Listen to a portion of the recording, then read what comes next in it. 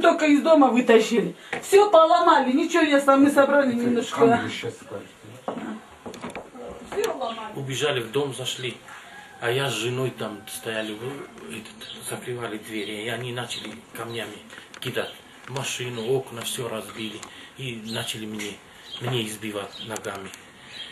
И толпа, ребят, как будто, я их как будто первый раз я видел их. Откуда они пришли, кто за этим стоял, я не знаю. Как бы все подготовленные были такие. Не местные были, да? Значит? Нет. Местных мало было, а в основном откуда вот эти ребята собрались. А так мы здесь жили с соседами, с киргизами, все нас знают, мы все хорошо жили с ними. Родились мы в Киргизстане сами. Мы не из Европы не приехали, из Германии Мы здесь приехали, родились. Мы всегда в мире жили с ними. Родились мы в Киргизстане, учились вместе, с киргизами вместе. Сапронов Геннадий Иванович.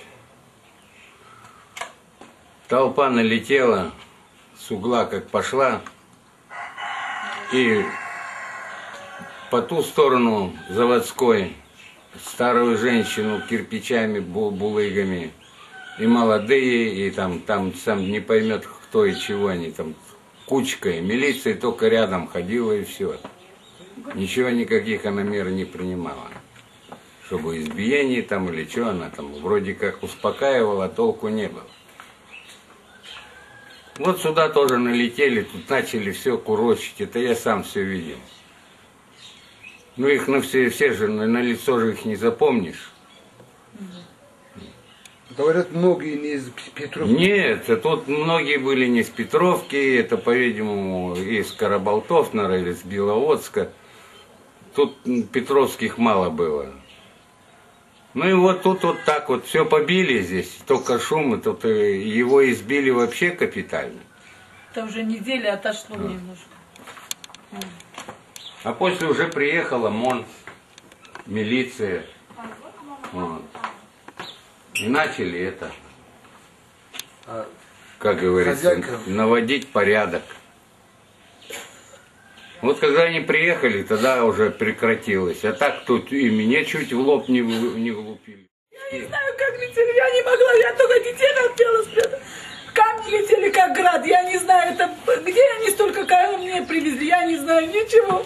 Спасайте нас, мы не знаем, мы плохого ничего не сделали. Я работала 22 года в колхозе, у нас мозоли на руках не высыхают.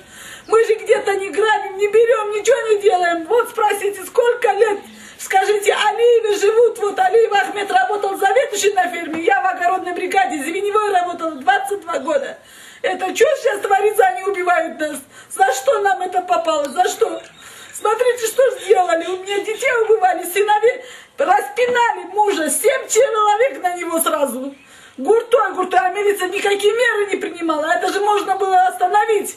Зачем это варварство, это что такое, что такое? В каждом нации есть паршивая овца. Не скажем, люди плохие. Так же не бывает, на всех не могу сказать. Вот я живу уже сколько соседей, мне 50 лет.